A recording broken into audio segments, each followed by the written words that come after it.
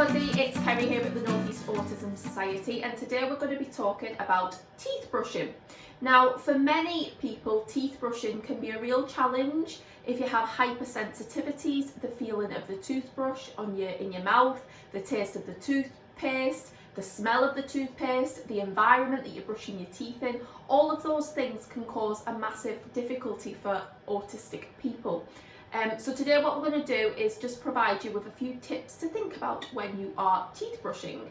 So the first thing I would always advise is if your person has any kind of issues with the teeth, then you must always consult medical advice. That's the first thing we need to mention. And there are some dentists out there across the Northeast that are really experienced with autistic people. So if you want any more details about that, then drop us a message and we can give you some further information. So the first thing would always be medical advice. The second thing to consider is the environment that the person is brushing their teeth in. So bathrooms, by the very nature of them, can be smelly, noisy, bright, visually stimulating places. Them kind of sensations can create a lot of stress and a lot of anxiety. So you need to really think about the environment that the person is brushing their teeth in. And we've got a really nice environmental checklist on our parent resources that you can download and have a little look at, just so that you're thinking about things to relax and calm the person before they're having to do something that might be really difficult for them anyway. Okay.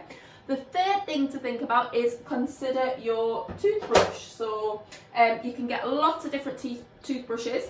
I particularly use an electronic toothbrush, which works for me. But for some autistic people, that sensation of an electronic toothbrush would be too much. For others, if they're sensory seeking, they might actually enjoy that sensation. You can also get harder brushes, you can get softer brushes, you can get a three-sided toothbrush as well, which the idea of that is that it takes less time to brush your teeth, so that might be useful for some. But what I would advise is play around with different toothbrushes. Also get the person involved, give them that control over choosing their toothbrush. That's really, really important. Wherever possible, the person should and must have control over their environment and over the activities that they're doing. Okay. Next thing to think about is the actual act of brushing teeth itself. Can you mimic that for them? They might not actually know how to do it, so mimic it in toothbrushing with them and getting alongside them can be really useful. Brushing teeth in front of a mirror as well. If you have particularly young children, you can use toys like dolls and teddy bears and things like that. Make it a really fun activity. You know, so now it's time to brush teddy bear's teeth, and just bring a little bit of fun into toothbrushing if you can as well. The next thing to think about, if your person really cannot tolerate teeth brushing, is there an alternative that you can use? So things like dental wipes, mouthwash. Obviously we know hygiene is really, really important, and you obviously want to keep on top of that. So just think about different alternatives that you can use. And some of our autistic adults have told us that they actually use mouthwash and dental wipes and they work really effectively. So just something else to think about.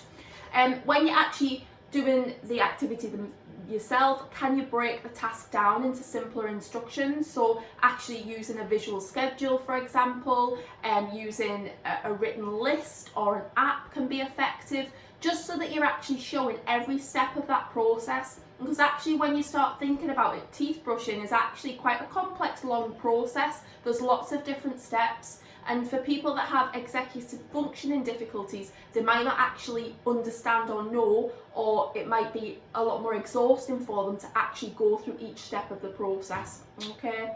Next thing to consider is your toothpaste flavour. So can you think about getting no flavour toothpaste? There's loads of them on the market now. Think about the texture of the toothpaste. So could you get toothpaste that's actually foaming toothpaste, or toothpaste that doesn't foam? Just thinking about the different textures. You may not notice it when you're brushing your teeth, but toothpaste will have different textures, so consider that as well. Also think about the colour of your toothpaste. That's really important as well. Some people might really like stripy toothpaste. For some people that actually might cause a lot of stress and anxiety, so always consider your toothpaste.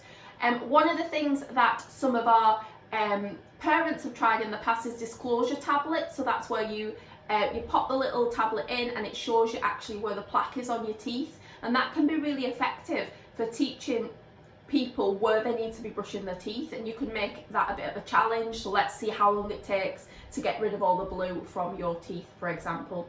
There's also some really nice apps out there as well for teeth brushing, and music can work really well. So we've got some families where they'll use a song, so at the start they start it, and by the time that song is finished, the idea would be that the person has finished toothbrushing.